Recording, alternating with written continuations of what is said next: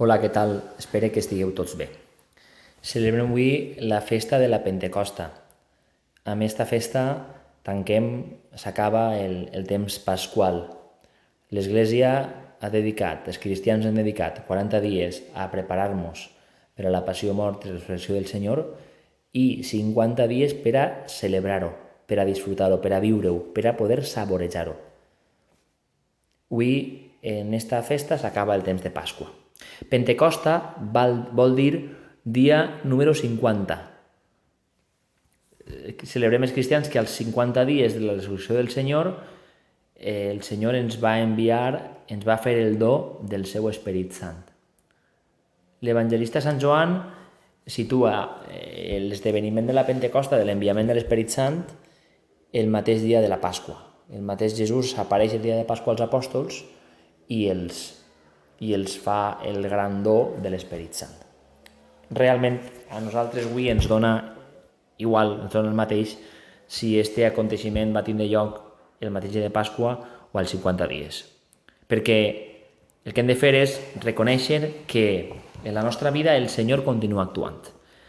Estes obres prodigioses que va obrar l'Esperit Sant al principi de la història de l'Església, aquesta predicació en diferents llengües que tot el món entenia, aquest do de llengües que els apòstols comencen a fer ús com a signe d'aquesta presència de l'Esperit Sant, avui també continua donant-se.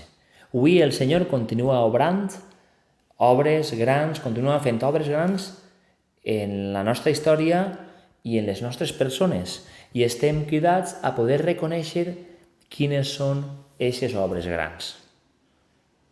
Les persones tenim la tendència a tindre-ho tot controlat, a tindre-ho tot calculat, a tindre-ho tot clar, i el Senyor ens sorprèn.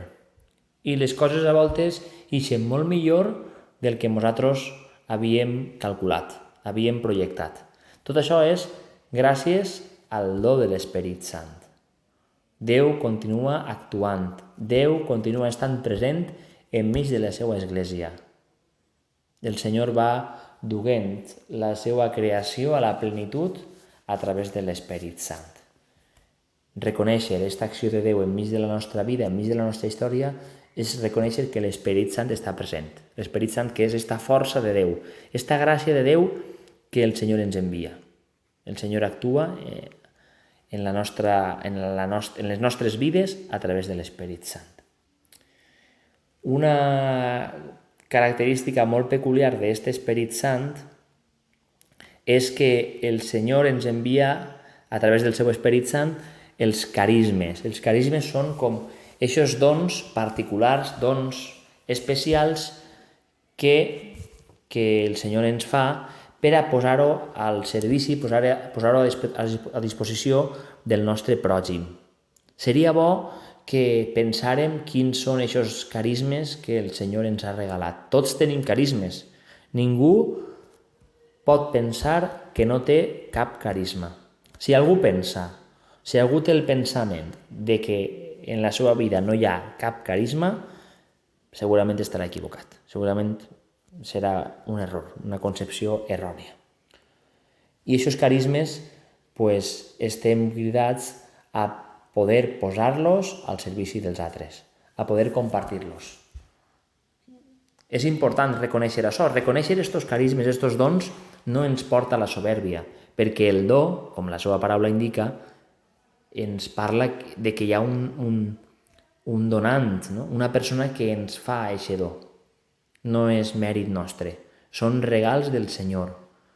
I agraïm que el Senyor, li donem gràcies al Senyor perquè ens fa aquests regals. Que puguem reconèixer, que puguem posar nom en la nostra vida a aquests carismes, a aquests dons de l'Esperit Sant que ens ajuden a poder créixer com a persona i a poder fer créixer la nostra Església quan cada un de nosaltres som capaços de posar aquests carismes al servici dels demés. A voltes ens agradaria poder saber com és Déu, saber com és l'Esperit Sant que apareix representat en la iconografia a través de la imatge de la paloma o a través de la imatge de les llengües de foc. El més important no és saber com és l'Esperit Sant o com és el Senyor, no? Si poguérem voler treure una descripció física, el més important és el que fa. Podem saber que el Senyor està ahí, podem saber que l'Esperit Sant està present a través de la seva actuació. Per això és important, per això és necessari que reconeguem, que estiguem atents per a través de la fe, poder veure que l'Esperit Sant continua estant present i continua actuant enmig de la seva Església. Que el Senyor ens ajudi a poder viure en clau d'acció de gràcies, reconèixer aquesta acció de l'Esperit Sant i reconèixer els carismes que posa en la nostra vida. Passeu un bon diumenge.